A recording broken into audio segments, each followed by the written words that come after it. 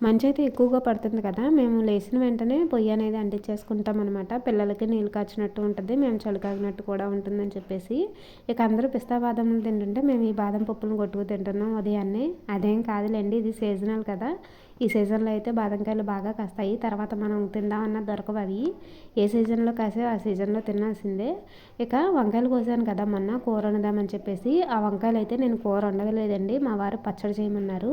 మామూలుగా పచ్చడి చేసే కన్నా ఇలా కాల్చి పచ్చడి చేస్తే చాలా బాగుంటుంది టేస్ట్ అనేది, పొయ్యిలో కాల్చినవి.